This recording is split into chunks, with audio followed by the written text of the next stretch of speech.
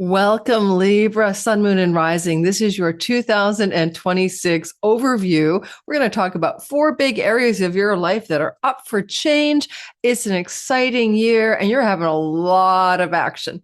So we're going to break it down, and I'm going to talk about that for you in a few minutes. But I want to say hi first. My name is Lori Lothian, and I'm using the Western Tropical Zodiac. I am using astrology also to help you time your best life, and hopefully this is going to be useful for you next year. However, this is just a 25-minute video. I do have a 2.5-hour version of this going through everything you need to pay attention to in 2026. Check it out in my description box below. It's my yearly fundraiser.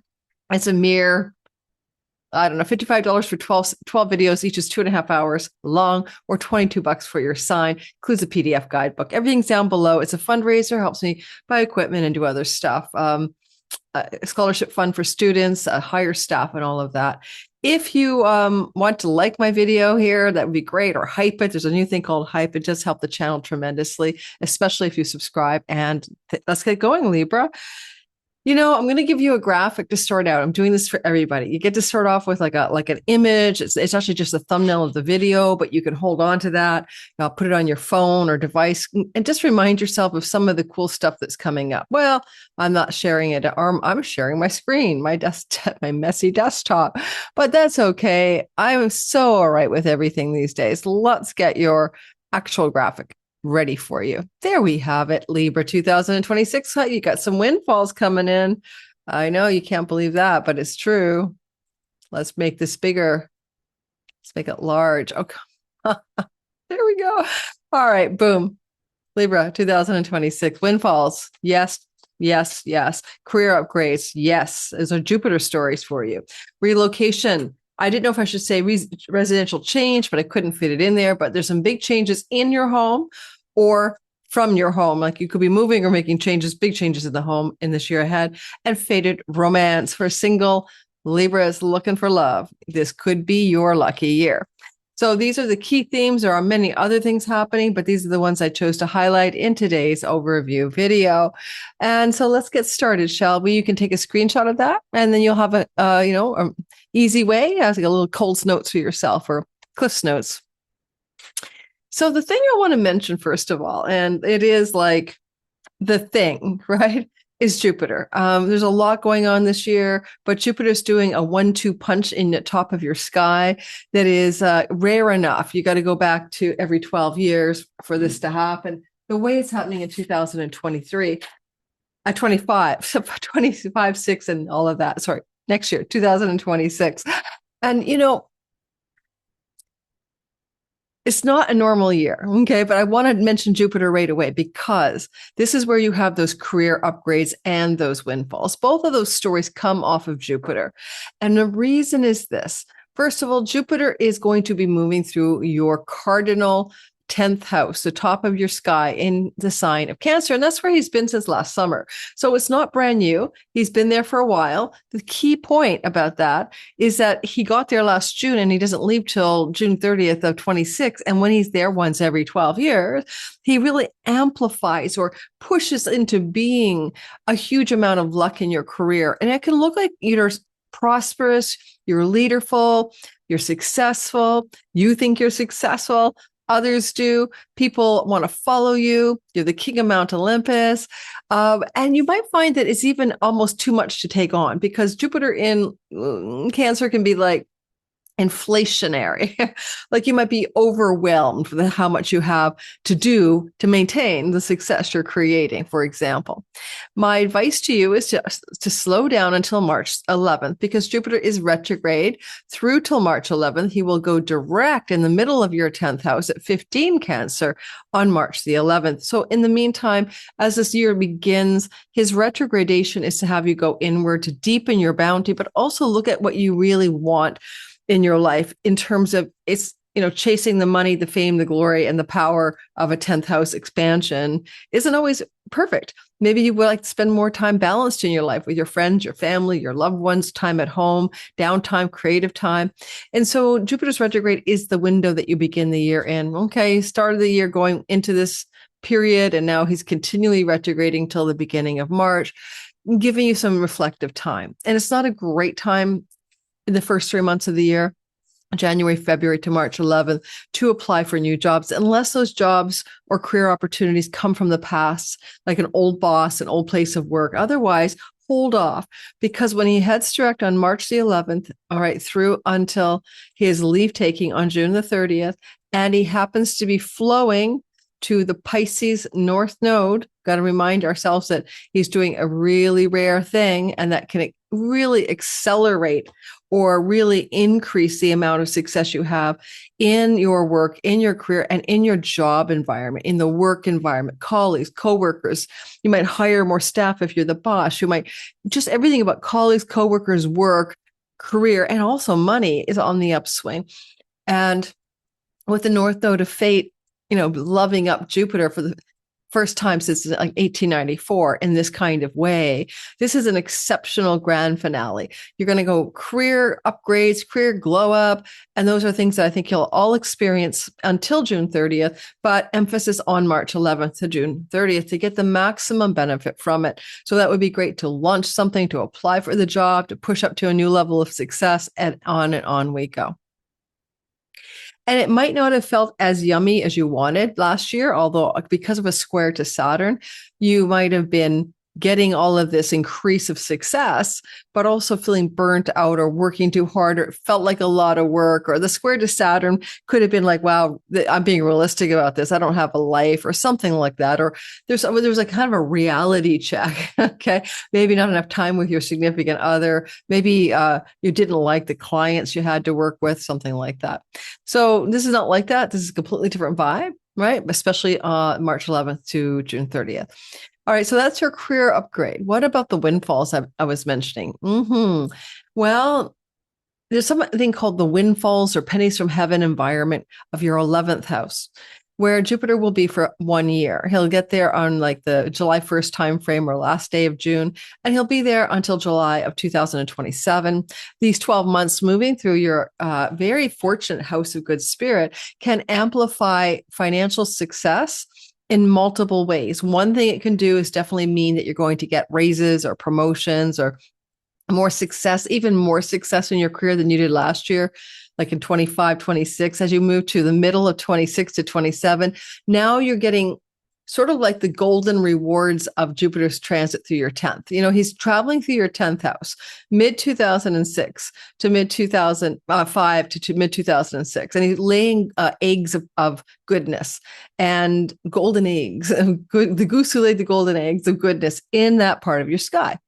And then when he goes into your 11th, it's the gains of his travels to your 10th house. So now it's like even better fame, rewards, get on the social circuit, more influence, more recognition, go on a book tour or something. Like it's just everything levels up another notch, right? That's wonderful. So you can look forward to, like I said, 1-2 punch, right?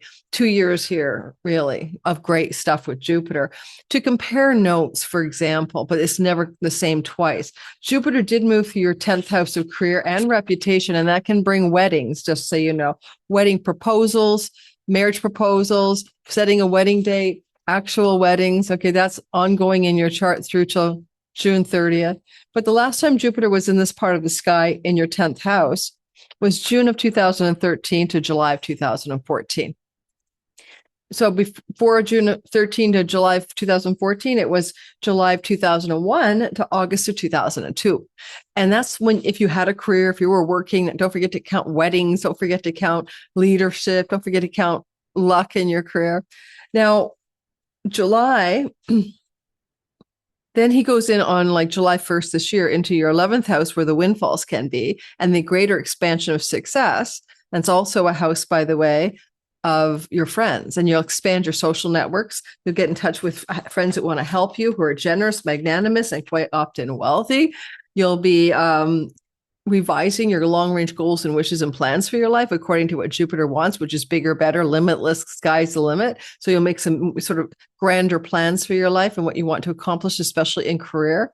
And so when he's there, you're also going to get favors from a sibling, one older, or any friends who want to act like a benefactor or ally. So people are going to be very generous with you and want to support you in your life to help you do what you do or help you make the moves you want to succeed. So you're going to get a lot of support from people. There's going to be like a choir, backup choir, dancing choir behind you. You're the lead. You're in the lead. They're helping you. People are helping you.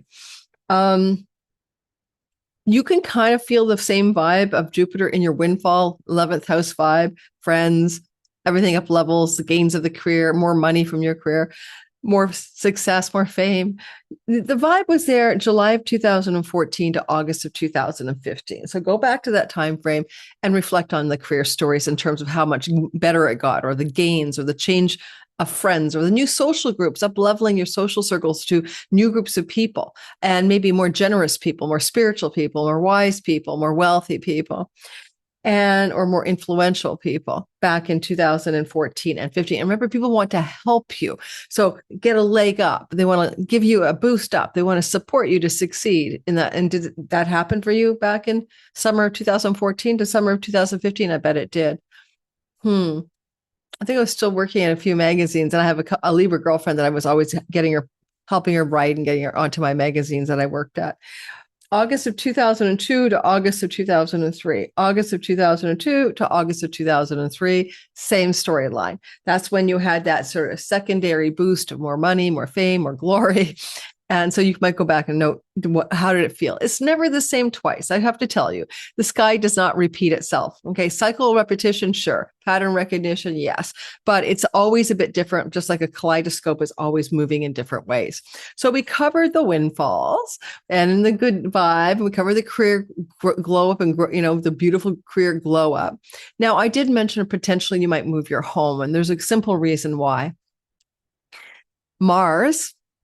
Mars moves into your fourth house of home, Capricorn fourth house, property, land, and real estate, with Venus. This is going to be all going on in that, like, January 6th and January 9th. Venus will join the sun January 9th. 6th, Venus joins the sun. January 9th, Mars joins the sun. In between, Venus and Mars join. There's a triple conjunction here. This is rare. You last had it in the house of home, property, land, and real estate, what you do in and from your home. You last had this kind of energy here in 1994 and 1995. And why did I give you 2 years? Because what's happening here is really a 2-year story, all right? Mars is inciting a 2-year story for you about moving your home, changing your home. But Mars likes to do construction work and Venus loves to decorate. So renovating, decorating, building a home, these are things that could be very high on your priority list in the 2 years that follow this January. But a lot of it could roll out with Venus's agenda in the year of 2026. She wants to pull it off within 10 months, that something good is happening in your home, about your home, or from your home. It can also indicate a possibility of purchasing a home. All righty, hang on. Oh, so hang on. Purchasing a home. Venus is resetting with Mars in Capricorn. Mars is exalted, and she rules your house of banks, loans, and mortgages and inheritances. So I'm going to give you some more ideas. You could inherit money from somebody in your family of origin, likely male. You could also somehow come into money from other ways. Chunks of money could come at you in ways that allow you to be able to finance property, land, and real estate. So there's something like that vibe that happens over maybe the 2 years. This starts this January, but also connects to the property sale opportunities and receiving money that way, increasing your wealth that way. That said, it'd be very unusual for you guys not to relocate some aspect of your home. I don't know what I know people. I've lived in the same place for 1,000 years. I'm not going to move my home. I get it. I don't know. Build an outbuilding, artist studio, add an addition to your home. Recarpet the whole thing. Something wants to change down there, and it depends on your temperament. Everyone is different, but some people with this kind of intensity might move to another country. So there's a possibility, go back to 94, 95. Did you travel extensively far from home? Were you exiled from your homeland, so to speak? Did you spend some significant time abroad? Maybe some did, maybe some of you didn't. Now, this energy in the fourth house that's happening on the week of the 6th and the 9th of January. Venus was down here rebooting that part of your sky as well on the regular. 2010, 2014, 2018, 2022. It's nothing new. So you don't move because of Venus. It's Mars that's making that moves to make you move. It's Mars has got his self in the deal. Venus is the Lord of your sign. So she's doing what she can to support you and making your home life better, making it more prosperous, making it more fun, bringing you love in and from and close to home. And she does this every 4 years. And then she reboots you for like a year. It could be a year in which you could meet somebody. We're going to get to the love story thing in a second. But if you do, it could be, she's telling us, someone you meet close to home, right? Somebody in the environment that you're going through. You're walking, talking, going to restaurants. It's just down the street. It's where your home is, right? Rather than long distance love relationships on a dating app. I'd say it's not that at all. Venus is the exaltation lord of your work office, and she's also the boss of your of the part of the chart that represents pets and rental properties. Some of you may want to get a pet this year if you don't have one already, or another pet. That's very common with this kind of sky. Some of you might also want to work at home and make a home office and skip going into the office and do very well with that. And some of you with this energy would succeed very well in renting a property as your main property rather than owning, because she is the exaltation lord of the rental property house, your 6th house of servitude and tenancies, or you could rent your property out. Now, all of this is being offered to you the first week of January, like January 6th and 9th, but Venus and Mars are not visible. Venus will be visible in mid-February, around the 17th. Mars will be visible in mid-March. So we have 2 planets becoming visible in the middle of February, middle of March. And so a lot of this stuff can't really actualize fully until then. So moving your home might have to wait until March. Decorating your home mid-February to March. There's something going on to understand the time. If you want to buy or sell a home and Mars is invisible and he's kind of saluted your, a conjunction that could open up a new beginning in your home, do not maybe buy a home when Mars is invisible, because he's a part of the change that was going to try to happen here. If you could avoid it, buying or selling a home, because, invisible Mars could be complicated for that process. And we're just talking about the beginning of the year through to mid-March. Don't change all of your plans because of what an astrologer said. This is a general reading. Mars is the lord of your earnings, your resources, your money, and your possessions. You could possess a new car and a new home, and you can make more money in and from the home, or because you're moving your home, you're going to make more money. This is you in 2026. And sometimes Mars down here with Venus, the way it's lined up, is a home office, like, dedicating a space in your home, making it nice and having a really nice office in your home, right? If a company you work for lets you do that, or if you're self-employed. So we talked about romance. Let's talk about romance. Let's talk about destined fated romance. Because you're having a North Node eclipse cycle beginning to move through your 6th house with the eclipse of February the 17th at the end of Aquarius, 28 Aquarius, in your 5th house of romantic love, it's going to ring a bell and it's going to call in a relationship. It's going to call in a love relationship. It can also exceedingly increase your success and worldly success as an actor, writer, musician, any kind of artistic, creative type person. Also, as an entrepreneur, increase your entrepreneurial success. May also have you focus a lot on your children. If you have children, the North Node here just means you're paying a lot of attention to them. There's a volume up in the house of kids, I remember when the North Node went through my Gemini 5th house, I thought I'd get a romance, and all I did was fix my daughter that year, rescue my daughter. But if you're not rescuing a child, you could have a romance, and Pluto is there. And Pluto is transformative, cathartic, regenerative love. It's going to take you off, sweep you off your feet and turn you inside out. And because, Pluto's also in a sextile to Neptune and Saturn in the house of your marriage stuff, any romantic love that you get into this year, and I think it likely could come off that February 17th eclipse and unfold up to maybe 6 weeks before and up to 4 months after. With the node of fate still in the 6th house, it could end up being you just begin dating somebody, but it's not that serious at first. Or it could be you meet somebody in an office setting as well as close to home. Could mean that you meet somebody also connected to pets, walking your dog or something like that in the neighborhood. whatever this is, this eclipse is going to open up a beautiful opportunity for a destined love that has a bit of a soulmate flame, twin flame, divine complement story. And I don't say that lightly. I don't always believe that stuff, but this is important because Neptune is immersed in your marriage house and he's with Saturn, who's realistic. So it's kind of a cool combination for you to not have those rose-colored glasses on, but actually see that you're going to find a person that you have a spiritual connection to, and you feel very connected, familiar, or destined. And yet there is an element of realism. There's also an element of impatience with Saturn in the sign of the little kid. So whatever you're starting to do with somebody off of that eclipse, and you want to give that eclipse a good full 6 months minimum to reveal its full power to you. But that eclipse could definitely bring you into a love story, and it will be fated. And it will be powerful. You got a little bit of a shock and awe from Uranus as well. So if you're an entrepreneur who does podcasting or publishing, some exceedingly positive success is coming off of those eclipses, especially the first one, where in the 6 weeks before, maybe in the 6 months after the solar eclipse, you could have some, breakthrough.